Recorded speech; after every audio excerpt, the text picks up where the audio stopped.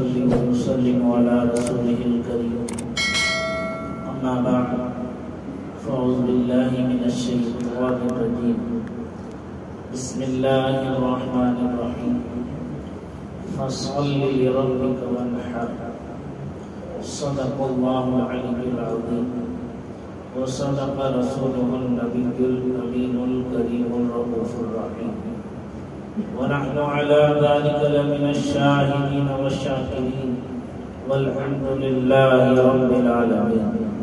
درود پاک پڑھیں اللهم صل على سيدنا ومولانا محمد معدن الجود والكرم وآله وصحبه وبارك وسلم صلاة وسلاما عليك يا رسول الله صلاة وسلاما عليك يا حبيب الله صلى الله تعالى عليه وسلم. حضرات الکرام، اللہ رب العزت جل جلالہ وعظم نوالہ کا فضل اور احسان عظیم کہ اس نے ہمیں اور آپ کو دولت ایمان و عمل عقیدے کی صحت و سلامتی کے ساتھ سید الایام جمعۃ المبارکہ نصیب فرمایا اور نماز جمعہ ادا کرنے کی توفیق رفیق عطا فرمائی. آج ذی الحجہ کی 8 تاریخ ہے. ان قریب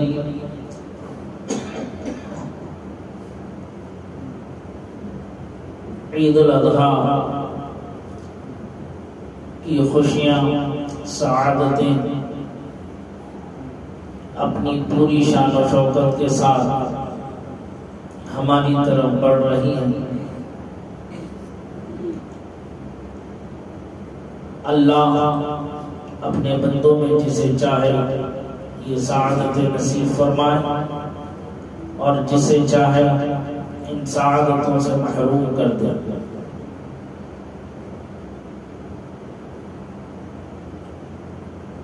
شاعر اسلام میں سے ایک اہم شاعر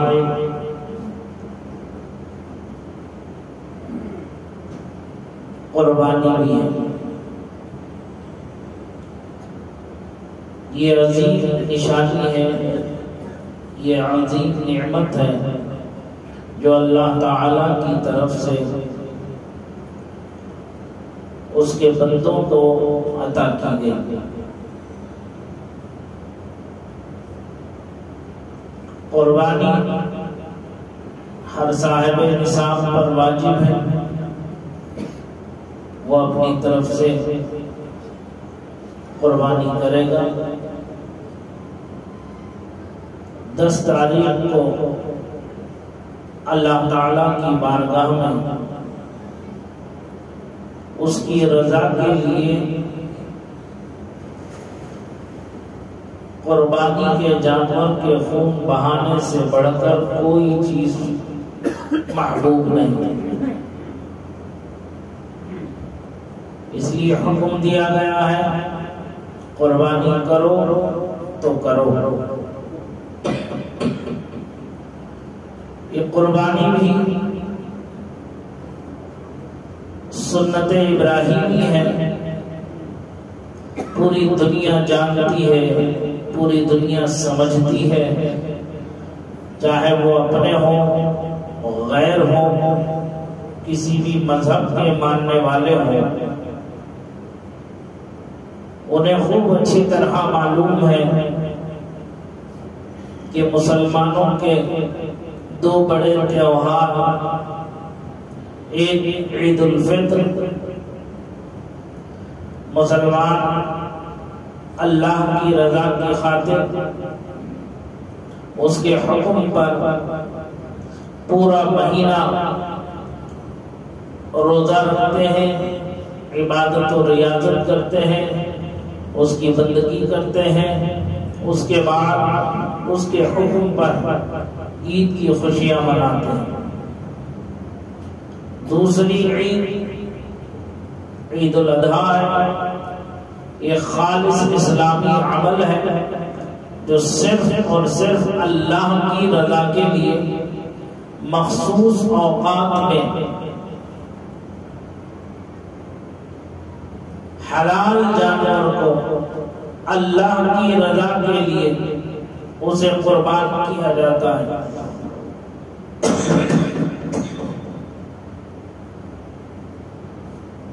قربانی کا وقت 10 ذی الحجہ کی صبح صادق سے لے کر 12 ذی الحجہ کو مغرب تک دیہات کے اندر اور شہر کے اندر نماز عید کے بعد سے 12 ذی الحجہ کی مغرب تک باقی رہتا ہے۔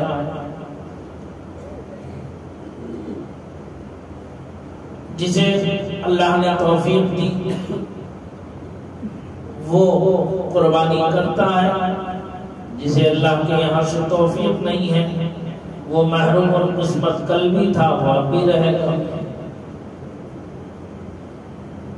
حضرت ابراہیم علیہ نبینا علیہ السلام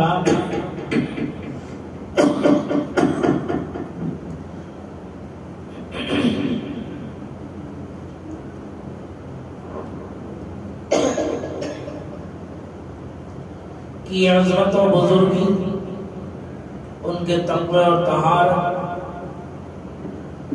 ان کی بلندی مرتبت سے کون واقف نہیں ہے۔ حضرت ابراہیم علیہ السلام کے لیے سب سے بڑی سعادت یہی کافی ہے کہ وہ ہمارے آقا و مولا حضور احمد مجتبی حضرت محمد مصطفیٰ صلی اللہ تعالی علیہ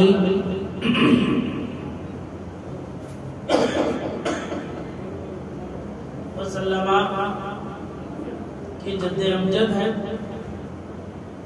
سرکار کے جد امجد ہے۔ اللہ تعالیٰ نے آپ کو خلیل کا لقب عطا فرمایا، یعنی دوست کا لقب عطا فرمایا۔ ایک دن آپ اپنے مکان پر تشریف فرما تھے کہ ایک شخص کو دیکھا، وہ بھی ایک واقعہ تھا کہ حضرت ابراہیم علیہ السلام جو ہے کبھی کسی کے مہمان کے بغیر کھانا تناول نہیں فرماتے تھے۔ دنیا میں سب سے پہلے اہتمام کے ساتھ مہمانوں کی دعوت کرنے والے حضرت ابراہیم علیہ السلام ہی ہیں۔ اتنے اہتمام کے ساتھ آپ سے پہلے کسی نے مہمان کی دعوت نہیں کی تھی۔ آپ ایک دن انتظار کر رہے تھے کہ کوئی مہمان آئے تو میں ساتھ میں اس کو کھانا کھاؤں، کوئی آیا نہیں تو اسے مہمان کو دیکھنے کے لیے نکل گئے، کہیں کوئی مہمان ملا نہیں۔ جب واپس پلٹ کر کے آئے تو دیکھا گھر پر ایک شخص موجود ہے۔ سلام علیکم کے بعد اس نے اس سے پوچھا آپ کون ہو، یہاں کیسے آئے؟ تو وہ کہتے ہیں کہ میں اللہ کی طرف سے حاضر ہوں، مجھے ملک الموت کہتے ہیں۔ آپ کی خدمت میں خوشخبری، ایک سعادت، ایک بشارت لے کر کے حاضر ہوا ہوں۔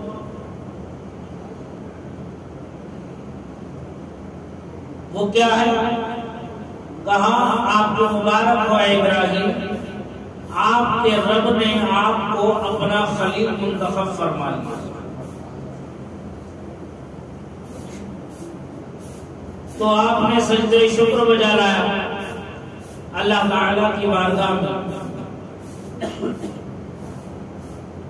یہ حضرت ابراہیم علیہ السلام تقوی طہارت کے ایک ایسے شاہکار تھے، ایسے عملی نمونہ تھے.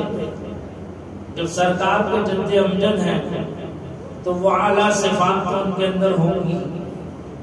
اللہ نے جنہیں اپنے محبوب کا جد مقرر فرمایا ہو، اس کی عظمت و بزرگی اور مرتبت کا کیا کوئی اندازہ لگا سکتا ہے. ہماری زبان اس لائق نہیں ہے کہ ہم اس ذات والا صفات کی شان اقدس میں کچھ لطفشائی کر سکتے. بہرکیف حضرت ابراہیم علیہ السلام کا واقعہ آپ حضرات نے سنا اور سنتے رہتے ہیں کہ آپ کو شرک سے بے پناہ تکلیف تھی. آپ کے باپ صاحب ایمان تھے. بہت سے لوگوں نے، تاریخ دانوں نے آپ کے والد کے متعلق دھوکہ کھایا. وہ آزر کو آپ کا والد کہتے ہیں. آزر جو ہے ایک بت پرست شخص تھا. بتوں کی خریداری فروخت کی وہ کرتا تھا اور بتوں کی پوجا کرتا تھا. لیکن حضرت ابراہیم علیہ السلام کے جب والد گرامی، ان کا نام طارق ہے، وہ بت پرستی سے پاک تھے. نہ وہ بتوں کی پوجا کرتے تھے، نہ وہ بت پرستی کرتے تھے.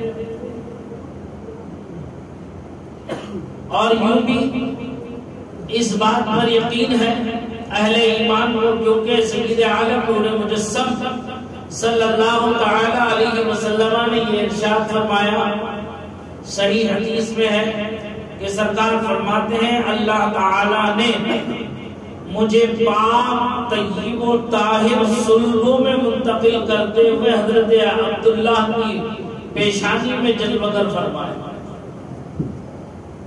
یعنی میرے باپ دادا میں کوئی کافر و مشرک نہیں گزرا. میں پاک نسل سے ہوں، پاک سلبوں سے ہوں، پاک ماؤں کی پیٹوں سے ہوتا ہوا میں حضرت آمنہ کے شکم اقدس میں آیا. تو حضرت ابراہیم علیہ السلام کے والد بھی شرک سے پاک تھے اور حضرت ابراہیم علیہ السلام بھی شرک و کفر سے پاک تھے.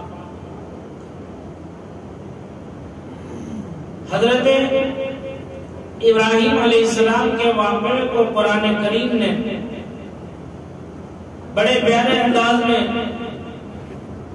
فرمایا. فلما رأى الشمس بالغة قال هذا ربي هذا اکبر کا جو آیات مقدسہ ہے قرآن مقدس میں، اس میں حضرت ابراہیم علیہ السلام نے اس مکالمے کو پیش کیا. آپ نے ستاروں کو دیکھا، دیکھ کر کے کہا کہ یہ چمکتے دمکتے ستارے شاید میرے رب ہیں. سوالیہ انداز. جب وہ چاند نکلا تو ان کی روشنی ماند پڑ گئی. تو آپ نے فرمایا جو روشنی جس کی ماند پڑ جائے، جو ڈھل جائے، وہ رب کیسے ہو سکتا ہے؟ تو آپ نے پھر سوالیہ انداز میں کہا چاند تو ہے بہت زیادہ روشن ہے، شاید یہ رب ہے. جب سورج نکلا تو چاند غائب ہونے لگا. تو فرمایا یہ بھی تو چلا گیا، یہ کیسے رب ہو سکتا ہے؟ سورج کو دیکھا تو کہا کہ شاید یہ رب ہے. جب سورج بھی ڈھلنے لگا تو پھر آپ نے فرمایا کہ جو ہے یہ رب کیسے ہو سکتا ہے، یہ بھی رب نہیں ہو سکتا.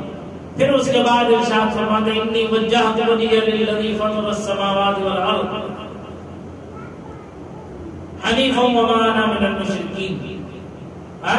پھر کہا کہ میں اس ذات کی طرف متوجہ ہو جاتا ہوں جو زمین و آسمان کا پالنہار پیدا کرنے والا ہے.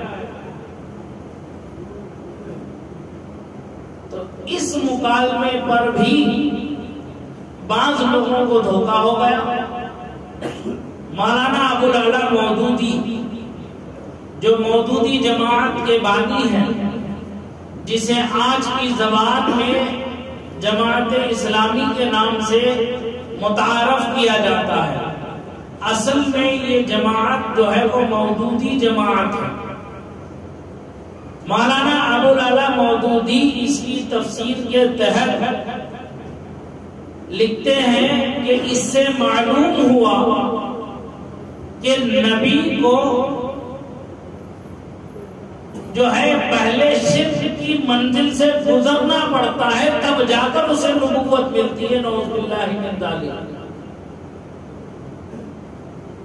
آج کل جو نسخے چھپ رہے ہیں ان کے ترجمے کے، ان نسخوں میں سے اس عبارت کو حذف کر دیا گیا ہے. جب علماء اہل سنت نے اس پر پکڑ کی اور اس پر ان کا رد کیا تو اس عبارت کو انہوں نے اس میں سے نکال کر کے دوسرا جو نیا ایڈیشن اب چھپ رہا ہے اس میں تبدیلی کر کے اسے شائع کیا. جو پرانا نسخہ ہے اس پرانے نسخے میں یہ عبارت لکھی ہوئی ہے. تو پتہ چلا کہ نبی کو نبوت کی منزل کی طرف پہنچنے کے لیے شرک کی منزل سے گزرنا لازمی ہے. نعوذ باللہ من ذالک.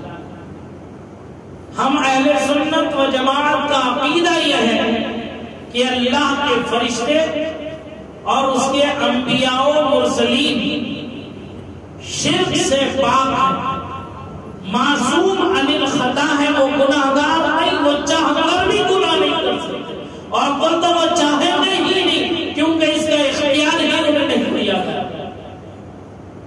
سمجھ میں آ رہی بات؟ آدمی چاہے گا کبھی اس چیز کو جو اس کے اختیار میں ہو.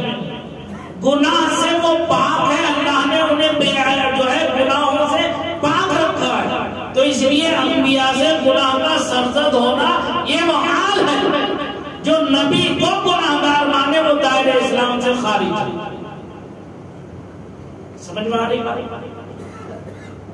تو یہ حضرت ابراہیم علیہ السلام جو ہے اللہ کے حکم سے جب ان کی آزمائش ہوئی، امتحان ہوا، نارے نمرود میں بھی ڈالے گئے، پیش کیے گئے.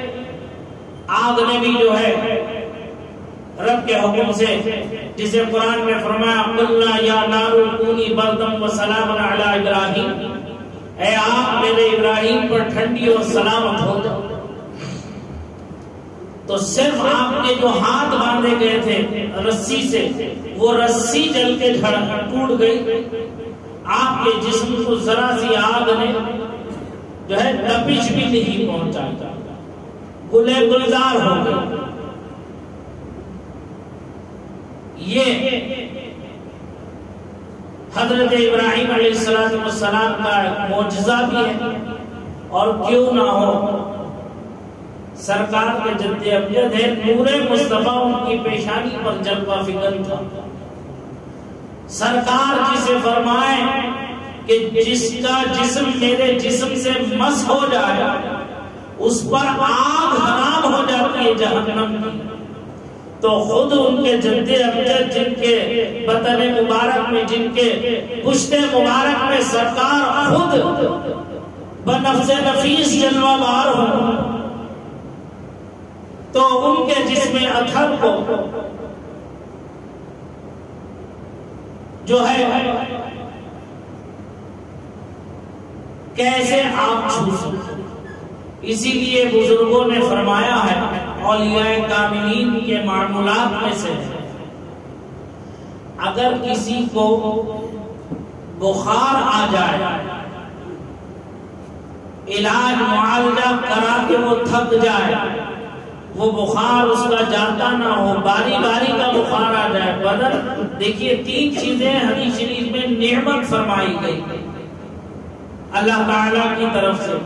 ایک بخار، دوسرا آشوب چشم، تیسرا خارش جسے کھجلی کہتے ہیں.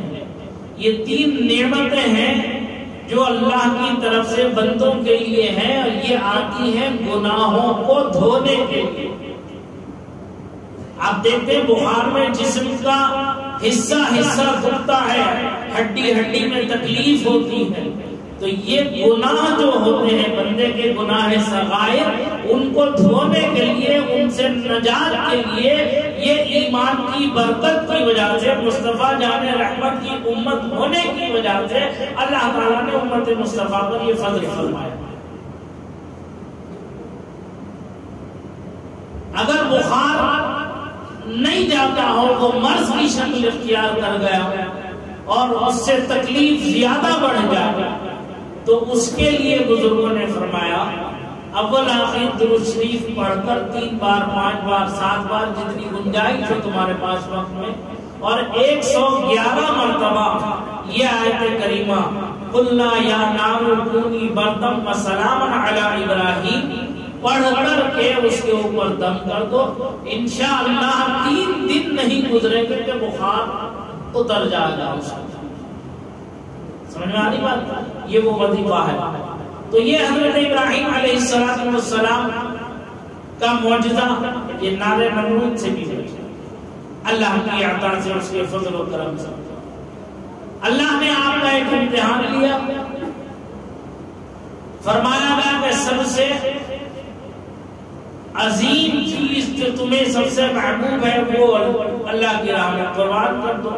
اس واقعے کو آپ نے سنا ہے، سمجھا ہے، اور سب کو معلوم ہے کہ حضرت اسماعیل علیہ السلام آپ کے سب سے محبوب بیٹے تھے، چہیتے تھے، آپ کی آنکھوں کا نور تھے۔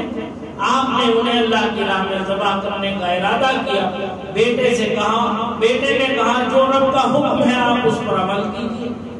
یہ ہے حضرت ابراہیم علیہ السلام کی تربیت اپنے بیٹے کو، کہ بیٹے نے بغیر چون اور چرا کے باپ کی اطاعت و فرما برداری کی۔ یہ واقعہ پوری امت کے لیے صبح قیامت تک آنے والی نسل انسانی کے لیے تعلیم و ہدایت ہے کہ ماں اور باپ اگر کسی کام کے لیے تمہیں حکم دے تو بغیر چون چرا کے ان کی اطاعت و فرما برداری کی۔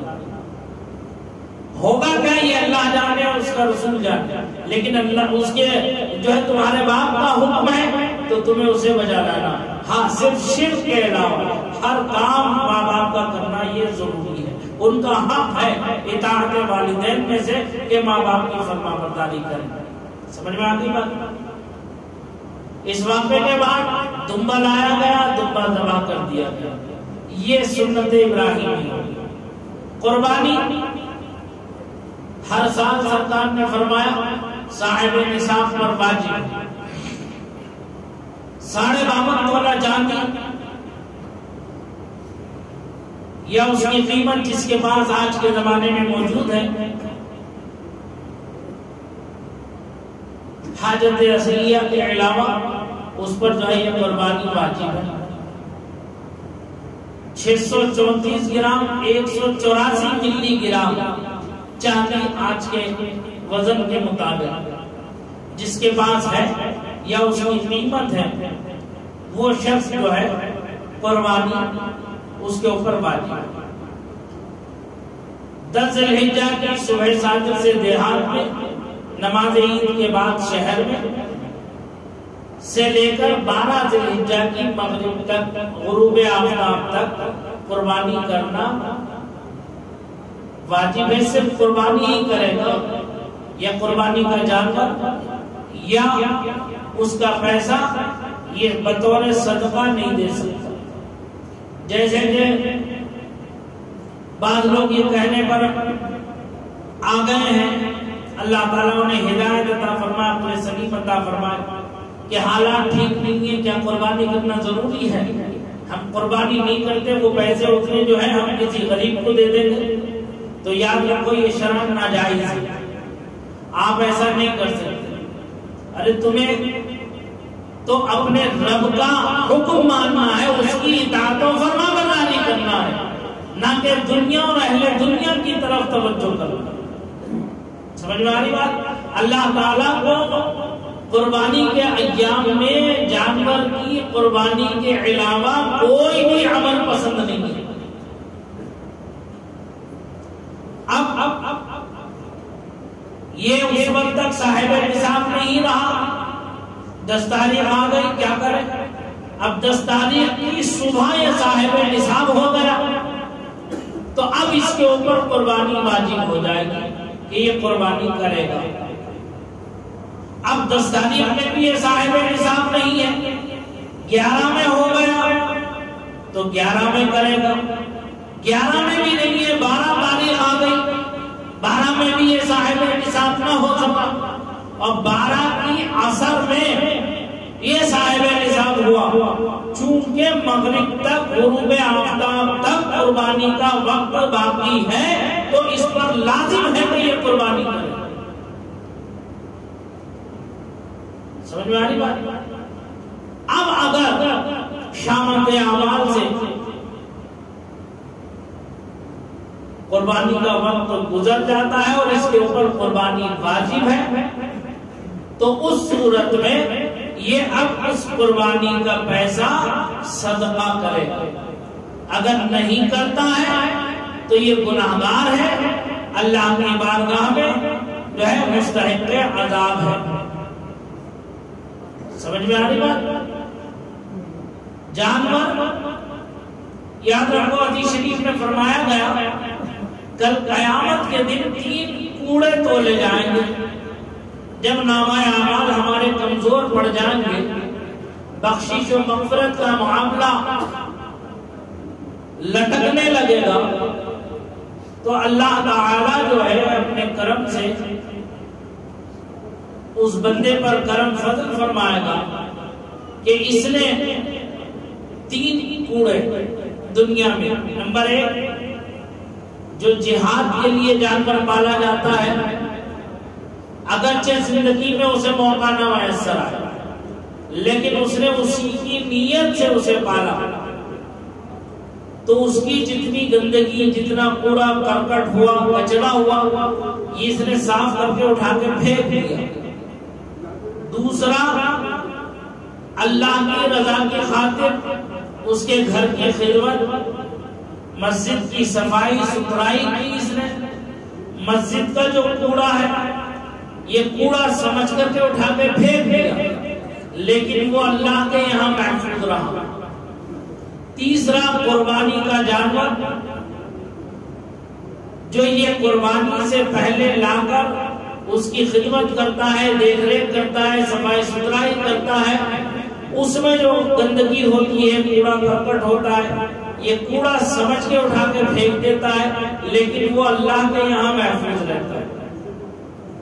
جب اس کے نامہ اعمال میں کمزوری آئے گی تو اللہ تعالیٰ اس کوڑے کو ثواب کی شکل میں مجسم کر کے اسے اس پلڑے میں رکھوا دیتا ہے جس میں اس کے نامہ اعمال ہلکے پڑ رہے ہو۔ اس کی برکت سے اس کا پلڑا بھاری ہو جاتا ہے، اللہ تعالیٰ اس کی بخشش و مغفرت فرماتا ہے۔ سمجھ میں آ رہی بات؟ لیکن آج ہو کیا رہا ہے؟ آج شوق میں ہم جانور لا تو لیتے ہیں، قیمتی جانور لے کر کے آتے ہیں، لیکن ہمارے پاس اس کے رکھنے کی گنجائش نہیں ہے، اس کی دیکھ ریکھ کے وسائل نہیں ہیں۔ اب شوق میں لا تو لیے، ہم اپنے کاروبار میں الجھنے کی وجہ سے، اپنی ضروریات میں الجھنے کی وجہ سے وہی چال بے ڈھنگ کی جو کل بھی تھی وہ اب بھی ہے 12 بجے سو کے اٹھنے کی، تو اس جانور کو جو ہے نہ صحیح وقت سے چارہ ملتا ہے، نہ صحیح وقت سے اسے پانی ملتا ہے، وہ بھوکا پیاسا تڑپتا ہوا تمہارے دروازے پر کھڑا رہتا ہے۔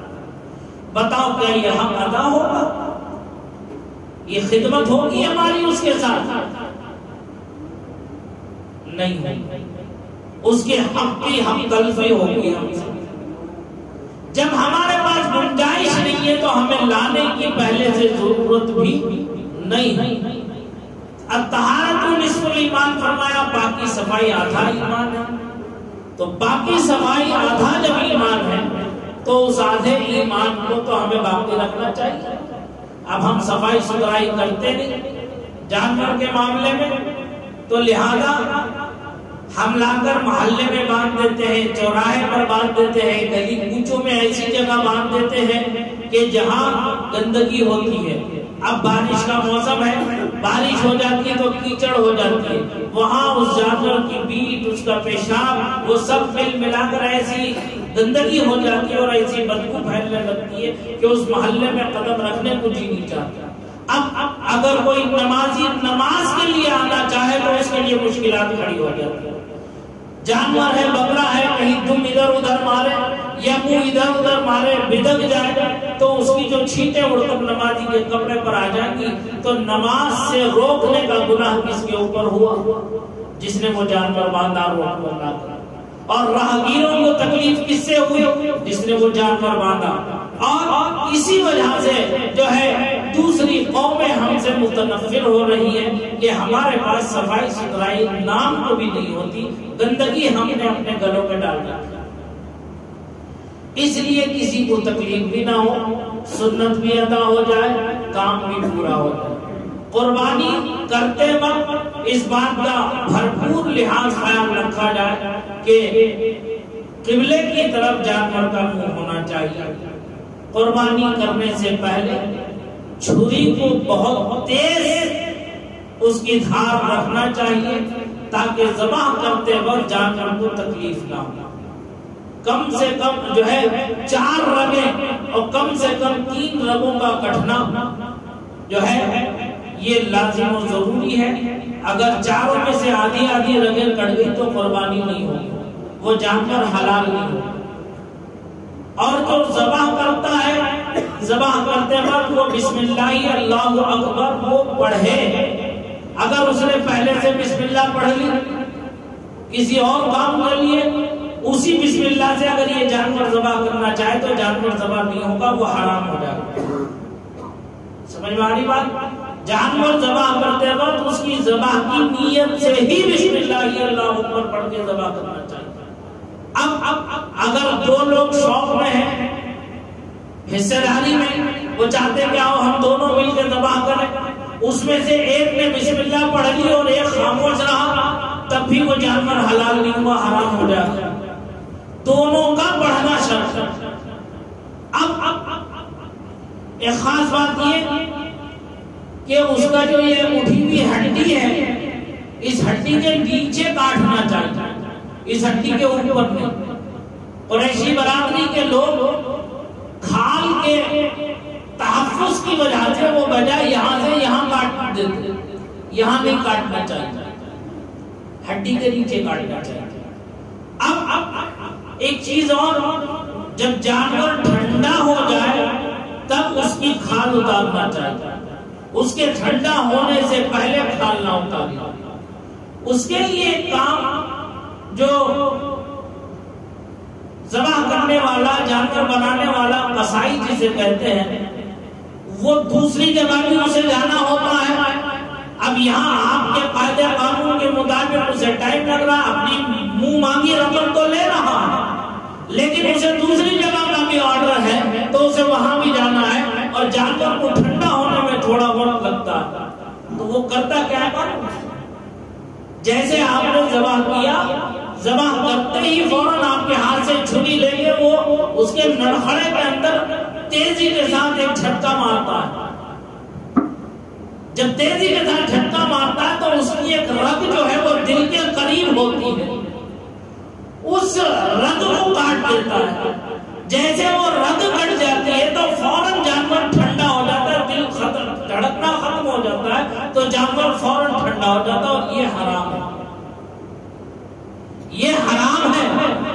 سمجھ میں آ رہی بات؟ اس بات کا خاص خیال رکھنا جانور ذبح کرتے وقت کہ جانور ٹھنڈا ہو جائے، پھر اس کے بعد اس کی کھال اتاری۔ جلد بازی میں ایسا کوئی عمل نہ ہو جس سے کہ وہ بجائے حلال ہونے کے حرام ہو جائے، ساری محنت بیکار ہو جائے۔ ان چھوٹی چھوٹی باتوں کا خاص خیال رکھیں۔ انشاءاللہ اور کچھ تفصیلات عید کے دن صبح میں انشاءاللہ اسے عرض کروں گا، اور بھی بہت سی چیزیں چونکہ وقت پورا ہو گیا ہے۔ اللہ تعالیٰ مجھے آپ سب کو اس پر عمل کرنے کی توفیق رفیق عطا فرمائے۔ جانور صحت مند ہونا چاہیے اور صحیح جو ہے صحت کے ساتھ تندرستی کے ساتھ ہونا چاہیے۔ لاغر، کمزور کٹا پھٹا کہیں سے عیب داغ نہ ہو، اس بات کا خیال رکھیں جانور لیتے ہیں۔ اور شریعت مطہرہ میں جن جانوروں کی قربانی کی اجازت دی ہے یقیناً وہ حلال ہے، جائز ہے، جس میں گائے، بیل، بھینس، اونٹ، بکرا، بکری، دمبا، بھیڑ، یہ سب جانور حلال ہیں، ان کی قربانی ہو سکتی ہے۔ لیکن چونکہ ہم جس اسٹیٹ میں رہ رہے ہیں یہاں حکومت نے ظلم و بربریت کے ساتھ، جبر کے ساتھ ایک قانون مسلمانوں کے دلوں کو تکلیف پہنچانے کے لیے، ان کے مذہبی شعائر سے کھیلنے کے لیے پاس کر دیا ہے کہ گائے، بیل، بھینس اور اونٹ آپ یہاں ذبح نہیں کر سکتے۔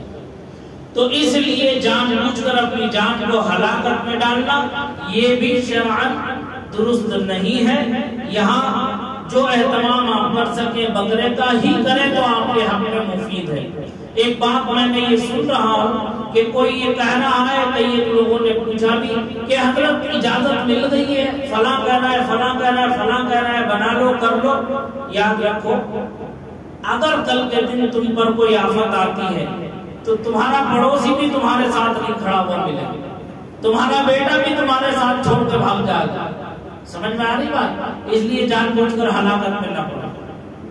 ہاں اسٹیٹ کے باہر جہاں کہیں ہو رہی ہے اگر تمہیں حصہ لینا ہے وہاں لے سکتے ہو جا کر کے، وہاں کوئی پریشانی کی بات نہیں ہے، لیکن یہاں پر کوئی ایسا ماحول نہ بناؤ۔ ابھی آپ نے پیچھے معلوم ہوا ہوگا کہ پیچھے محلے میں جو ہے چوتھی منزل پر کسی کے یہاں کوئی جانور تھا اور وہاں پر ریڈ پڑ گئی اور اسے اٹھا کر چوتھی منزل سے نیچے لے کر کے اس کے اوپر کیس بھی درج ہو گیا۔ سمجھ میں آ رہی بات؟ تو اس لیے کوئی کام ایسا نہ کرو کہ جس سے کہ تمہاری جان یا مال کو نقصان پہنچ سکے۔ انشاءاللہ اس پر عمل کیجیے۔ اللہ تعالیٰ کی بارگاہ میں دعا ہے خیر و عافیت، سلامتی کے ساتھ، خوشیوں کے ساتھ ہمیں عید کی خوشیاں منانے کی سعادت عطا فرمائے، توفیق عطا فرمائے۔ اس سب میں غریبوں کا خاص خیال رکھنا، محتاجوں کا خاص خیال رکھنا، اپنے رشتہ داروں کا خاص خیال رکھنا، یہ عید کی خوشیاں ہیں۔ خاندان میں مل بانٹ کر کے رہنا۔ اگر تمہاری بہن تم سے ناراض ہے اسے مناؤ، تمہارا بھائی ناراض ہے اسے مناؤ، تمہارے بھتیجے بھانجے ناراض ہیں ان کو مناؤ، بڑا بڑے کی حیثیت سے، چھوٹا چھوٹے کی حیثیت سے۔ سرکار نے فرمایا من لم یرحم صغیرنا ولم یوقر کبیرنا فلیس منا، جو ہمارے چھوٹوں پر شفقت نہ کرے اور ہمارے بڑوں کا ادب و احترام نہ کرے وہ ہم میں سے نہیں ہے۔ تم لاکھ نمازیں پڑھ لو آگے، اگر تم نے رشتہ داری ختم کر دی ہے تو یہ تمہاری نمازیں تمہارے منہ پہ مار دی جائیں گی۔ کیوں؟ کیونکہ ان کا حق بھی ہے۔ سمجھ میں آ رہی بات؟ ان کا حق بھی ادا کرو، اللہ کا حق بھی ادا کرو، لہذا خوشیوں میں سب کو شریک رکھو۔ انشاءاللہ العزیز ہمارے یہاں عید کی نماز اتوار کے دن چونکہ 5:58 پر طلوع آفتاب ہو رہا ہے تو فجر کی جماعت 5:40 پر انشاءاللہ فجر کی نماز ہمارے یہاں 5:40 پر ہوگی اور عید کی نماز 6:25 پر 6:30 انشاءاللہ 6:30 پر 6:30 بجے عید کی نماز ادا کی جائے گی۔ آپ حضرات وقت کی پابندی کے ساتھ جو ہے تشریف لائیں، اول وقت آ جائیں تاکہ بعد میں آنے بیٹھنے اٹھنے میں جگہ کا معاملہ بھی رہے گا۔ جتنی جلدی آئیں گے اتنی جلدی جگہ آپ کو مل جائے گی۔ اس کے بعد آپ حضرات اطمینان سے اپنے یہاں قربانی کیجیے، قربانی کرتے وقت ان باتوں کا لحاظ خیال رکھیے۔ اور السلام علیکم ورحمۃ اللہ وبرکاتہ۔